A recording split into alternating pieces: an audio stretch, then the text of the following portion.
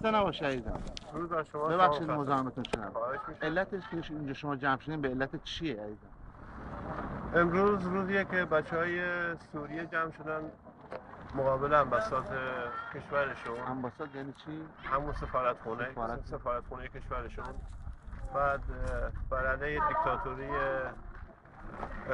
حاکمیت فعلی کشور سوریه، ما هم مردم جنبش ملی، ما هم مردم ملت ایران این وظیفه رو میدونیم که باید ما هم همصدا با مردم سوریه کنارشون باشیم، صدای خودمونو، فریاد خودمونو که ندای آزادی است، ندای سرطلبی است، ندایی که ریشه‌کنی دیکتاتوری از کشور ایران و همچنین کشور سوریه برداشته بشه، اینجا تجمع کردیم که نشان بدیم اتحاد داریم با هر ملتی که علیه دیکتاتور و علیه ظلم و ستم باشه.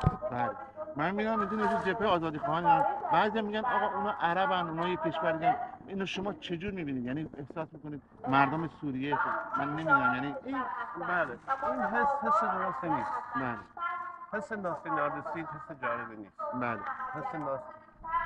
ببینید جامعه‌ای که چشمشو ببنده و بگه عرب، فارس، ترک، عجم، جامعه موفقی نیست.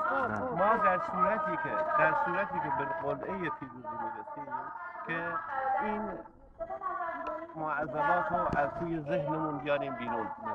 عرب، کرد، فارس، نه، انسان باید انسان باشه. ما باید مغز نرف رو تماشا کنیم، ببینیم توی مغزش چی میگذاره، گرایشش چیه. اینکه این آقا این نفرات عربن، این یک حس ناسیونالیستی و متاسفانه بگم درست جالب نیست. با توجه به اینکه شما خودتون مشارکت دارید، من احتمالاً پناهنده هستید دیگه. بله. ولی اینو به جون خریدید که بیاید از مردم سوریه حمایت کنید و از مخالفت خودتون با کشتار نشون بدید. 100% فقط جمع شدیم اینجا که ما برامون فرق نمیکنه تجمع عربه یا فارسه یا کرده. مسئله موضوع اینه که جمع شدن این تجمع بر علیه دیکتاتوریه، کشتاره، بر علیه واقعا ظلم و ستمه ممالکی که دیکتاتورها اونجا جمع شدن. درود بر شما. درود بر شما. درود بر دستاندرگان که اینجا جمع شدن، زحمت کشیدن. درود بر شما آقای ارزان.